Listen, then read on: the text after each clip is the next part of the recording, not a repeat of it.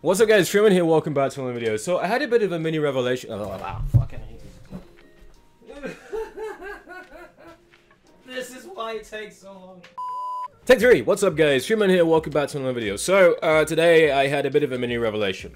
And that was around when I was trying to force myself to basically make a YouTube video. And I think I said something which really caused a spark in me. It's that I have to work at it. No shit, Sherlock.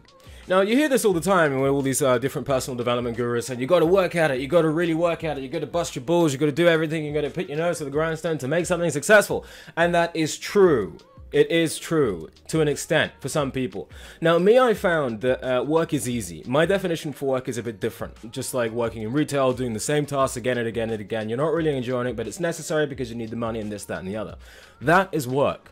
But when it comes to, you know, creating like your own business or sort of, you know, doing something that's really, really creative, I think there's an element that's actually missed from that, which I think a lot of people would really benefit from if they actually understood it, because it would mean it wouldn't feel like so much of a grind. And that is play. Now, many people who are actually successful, you often hear them say that they cannot wait to actually get up and do the things that they love doing. And we're often taught to find your passion, find your success, find this, and, you know, find something that, you know, that you're really great at. And it's something that, you know, you can really get up and you really don't really mind doing. In fact, you would rather do it. Now, a lot of the times this is difficult because we often think that this is something that sort of comes out of the blue. But what a lot of people don't realize is that a lot of the stuff that you do just from day to day, like your sort of hobbies, can be turned into a functional career. You can make money off of almost anything these days. And the reason why it took me so long to figure that out is because I was still stuck in that same mindset whereby it's like, look, you got to work at it, you got to, you know, travel a little bit, and then all of a sudden you'll find it and it will sort of pop out into anything. But you know what I found? I found that when I just sort of thought to myself, you know, what do I actually want to do? What's actually enjoyable? I mean, I did have some success. Everything was, you know, going great. And then after a while, the main thing that went downhill was my motivation. Because there was a time where I literally could not wait to get up and make a YouTube. I could not, you know, get up and make a YouTube video, talk about something that was on my mind. I couldn't wait to get up and make the next health video, which I haven't done in ages. The big shift for me was when it stopped becoming play and it started to become work. And I didn't even realize this happened. I think because when I actually started to look at YouTube seriously and I started to look at it as a way out of my retail job, I started to, you know, think to myself, oh, I've got to grind it out. I've got to really make, you know, produce all this stuff, and it's going to be difficult. And all of a sudden I started talking to myself like, oh, I've got to do this video. This is the right thing to do. This is what I should be doing. I shouldn't be doing this. I shouldn't be playing video games or going out, and I should be staying at home. And, you know, I don't know what the hell my accent is going. You know, I should just be doing all that stuff. And what happened was that the play was sort of sucked out of it. Not only that, but bit of a tip. When you tell your brain that you shouldn't be doing something, or that, you know, you should be doing something else, your brain is smarter. Your brain says, actually, I can do this. I can sort my ass and play videos, you know, video games all day. So why the hell are you telling me that I can't do this? Because I can. So there's a bit of a dichotomy there. Whereas when you say, okay, I choose to do something, that's a bit different. But that's not really what I'm talking about. I covered that in a previous video. I'm talking about play. Now, today I was actually trying to think of a different video presentation, you know, changing, you know, some effects and stuff like that. There was a time when I could actually, you know, sit and say, oh, I can't wait to try these new effects because it's really fun and it's really interesting. But then it sort of shifted into, I have to, you know, for my channel and all this other stuff, I've got to do this stuff. And the play was taken out of it, and all of a sudden I'm forcing myself to do it. Just by the law of energy saving that I think the brain and the body sort of maintain, your brain would probably think to yourself, you know what, I'd rather play. I'd rather do something that involves play, because work I can actually avoid and I can see myself avoiding it. So there's a big battle of willpower between doing it. But then when you sit up and you actually say like, look, I can't wait to sit and I can play with this, you know, I can't wait to try out all these new stuff, all of a sudden the effort is gone and you actually, you know, enjoy doing it. And the thing is, you'll find that the people who are really, really good at guitar, or the people who are really, really good at singing, or the people who are really, really good at, I don't know, something, they ended up picking it up as a hobby. So they just enjoyed doing it. They just, you know, I just picked up a guitar one day, I just liked playing it, and eventually I became really, really good. It wasn't like, oh, I've got to do this is going to be my future career, and I've got to force myself to practice every single day. Sometimes that happens, but most of the time it isn't, and I'm talking about the really successful people. Because don't get me wrong, you can grind your way to the top if you want.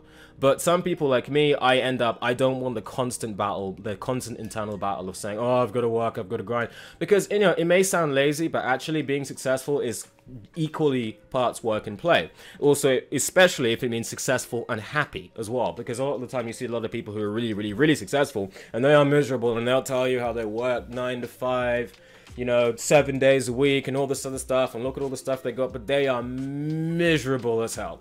And I think a lot of this is an actual an outshoot from a previous generation of people who really derived their pride from work. I think post-industrial revolution, it was sort of put forward that your worth and your value are behind how much work you have, how much you suffer, how much you grind. And don't get me wrong, I'm not trying to say this to sort of demean the people who have, you know, worked really hard to get what they have. What I'm saying is that a lot of the time when you actually go back in time, it was sort of a choice, it was their own choice, and they chose to grind it out. Whereas it's actually possible to play. Now, like I said before, I was just sort of sitting and trying to think to myself, you know what, what's a better video presentation idea? And the big contrast between, oh, okay, I just want to play around with it, contrast that I've got to work at it, was staggering. And literally the moment I said that, I loaded up Photoshop, I loaded up Vegas, and I was like, okay, let's try some new presentations, and hopefully I can have something else here tomorrow once I actually edit this. And a lot of this is also because of societal pressure, either it's pressure from your peers or pressure from your family or, you know, pressure from someone. You have to work. And the idea that if you're not working, you know, it's like a source of shame. I definitely got that from my parents. It was always like, if you're not working, you're not doing anything. I remember, you know, after I first started my YouTube, if I was to be, you know, spend a whole day editing videos and just working, in their eyes, it wasn't work and it was looked down on. But then when I went out and worked a 9-to-5 job, you can tell that they were noticed to be happier and you could feel that peer pressure. And I think a lot of society really teaches us that, you know, all this other frivolous stuff, you shouldn't play at it. And you got to crush the play out of you and become this miserable, workaholic, nose to the grindstone person. Which if you are that, that's fine, you know, it's your life. I'm not saying you can't do that. But the message of play itself is sort of missed from that. In fact, the whole idea of play is sort of couched in this waste of time. It's a waste of time. Whereas if for kids, play is the most important thing that they can do because they can learn all sorts of skills. And it's the same thing for adults. During play, they can learn all sorts of skills depending on what sort of play it is. You know, you can play football, you can get a lot, it increases your coordination skills, increases your, you know, your fitness. You can play video games, it increases your problem solving skills. The issue is that when play becomes pathological, when they're just playing all the time and they're not actually getting anything constructive out of it, like the times when I play World of Warcraft all day for like 2 years straight, yeah, those sorts of times are really sort of times where play does not turn into something actually constructive. Whereas times like now, where it's like, you know, take me for example, I can really, I look at making new stuff as a form of, what can I do? What can I tease my imagination to sort of create something? Can I do that? That sort of play is totally different. And the whole use of imagination sort of opens up when you don't think about it at work, because when you're at work, you don't really use your imagination that much at all, depending on what you're sort of working at. Maybe if you're like an illustrator or, you know, something like that, you don't really use your imagination. You go there, you do the same task again and again and again. And then if you take that attitude to something creative, like a different venture or something, then all of a sudden, like, it's a fight. I can't find the ideas, I can't find the motivation, I can't find the willpower, because this massive expanse, this sort of the creative pool where all the imaginations come from, the higher mind, or, you know, whatever it's called, it's shut off because you don't need to do that. The people that I'm really talking about are the people that were really daydreamers back when they were younger. The people that would always be looking out the window, just, you know, not really interested, and had very, very, very vivid imaginations.